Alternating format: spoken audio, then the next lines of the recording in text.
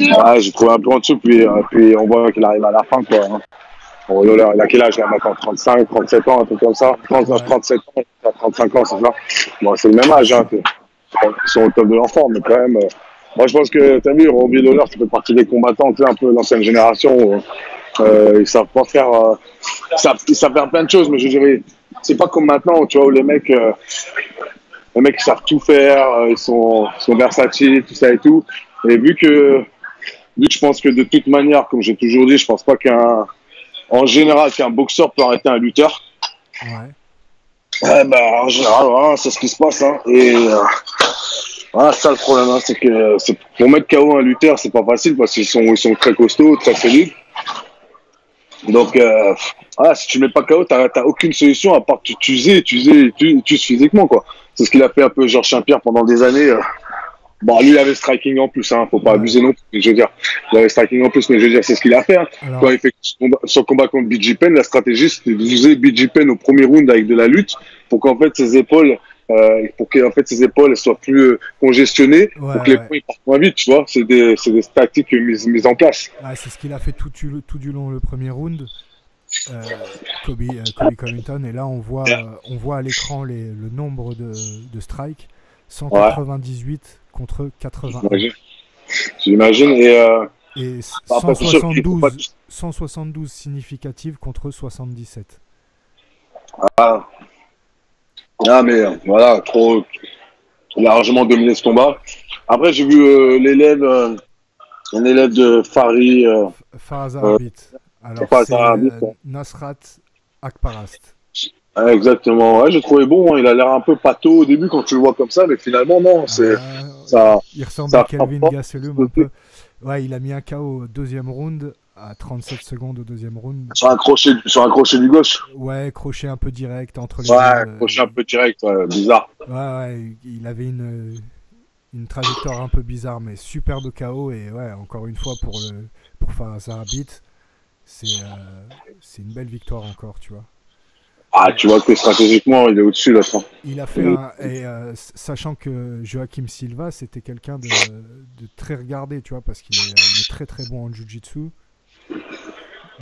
Quand tu vois le score des frappes, il a eu 21 frappes pour Akparast contre 15 frappes pour Silva.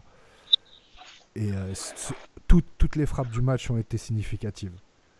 Ouais, c'est ça la différence. C'est la différence. Après, moi, il y a un combat que j'ai beaucoup aimé. C'est un black là qui s'appelle Gilles. Ouais. Je me rappelle plus le nom du mec qu'il a affronté. Alors je te dis ça tout de suite. Dis-moi. Travin Gilles. Voilà, c'est ça contre eux. Gérald Meerschaert. Voilà, il ressemble un peu à Stéphane Bonnard, d'ailleurs, on se met bien un peu.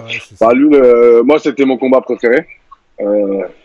Et bon, forcément, il y a du sol, donc forcément, oui, j'ai un parti pris un peu, mais bon. Non, mais j'ai trouvé que l'autre, en fait, il était tellement à l'aise par rapport à Gilles. Ouais, c'était un bon match. Puis j'ai pas compris pourquoi l'autre veut faire du grappling contre un mec connu en grappling. J'arrive pas à comprendre stratégie. Fallait rester, Gilles, là, le black, fallait rester debout et essayer de mettre des strikes et défendre les takedowns. À un moment, il est presque, je crois qu'il est presque en train de passer la garde. L'autre en dessous, il a un bras-tête et exact. Non, il est en papillon. Ouais. Et l'autre, il le renverse en espèce de papillon demi-garde. Mais tu vois que sans forcer, l'autre, il est en force, tu vois, et trop dessus, il a mangé, quoi. On voyait qu'en fait, il n'avait pas peur d'être en dessous, l'autre. C'était trop facile, quoi. Trop facile, il n'a pas pris beaucoup de coups.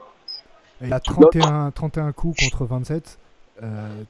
Gilles 27 coups, et par contre il a plus de frappes significatives que Gérald. Il a 8 frappes significatives contre 6. C'est clair qu'il aurait dû rester debout. Oui, exactement, debout il le faisait un peu, mais là au sol il s'est fait bouffer, et puis après il finit par un espèce d'étranglement. C'est une guillotine, mais je crois que c'est une guillotine ninja ou un truc comme ça, je sais plus comment ça s'appelle exactement. Et voilà, trop pris, ça tombe.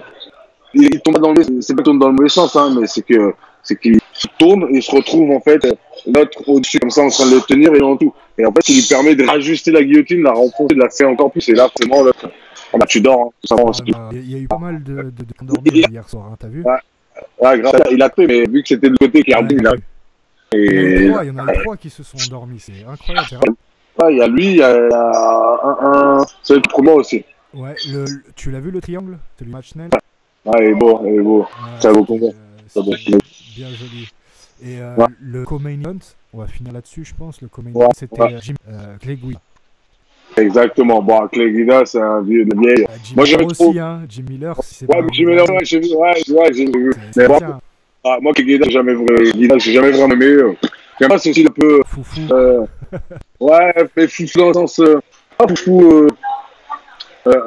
Parce que foufou. Il a trop prévisible. Il a sorti son style, il a quand même sorti son style de lutteur avec le mouvement, tu vois, parce qu'il n'y avait pas de lutteurs qui bougeaient comme ça. Même Yann Roswell, il s'est limité à un poids lourd qui se bougeait comme ça. Tu vois, ce genre de mouvement que je te dis tout le temps, non-stop, tellement de mouvements en fait, parce qu'il pas, c'est vrai qu'il a une bonne boxe, donc il est obligé de bouger énormément pour pas se toucher. Quoi. Grave.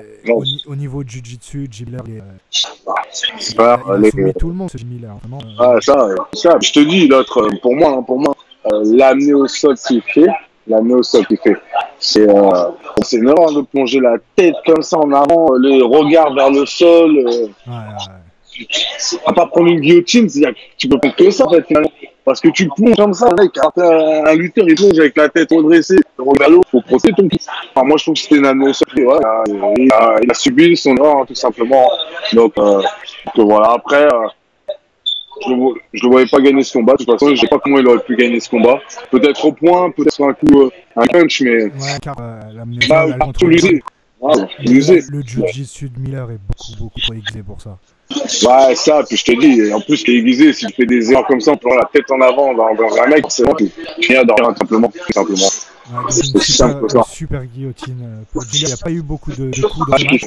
Il y a eu tout pour Clay Guida. Et tout ça, la guillotine fatale. C'est ça. Ah, il était bien ce Fight Night, il était pas mal. Il y avait un peu plus. Le 10 août, il y en a un.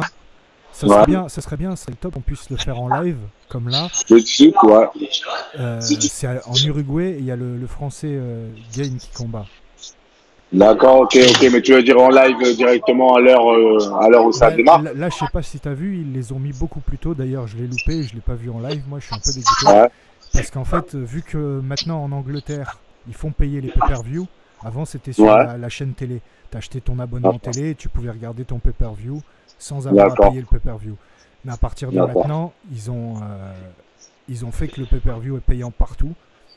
Et du coup, ils ont reculé un peu les heures pour pas que les Anglais aient à le regarder à 4h du matin et qu'ils payent en plus et qu'ils soient obligés de veiller, quoi.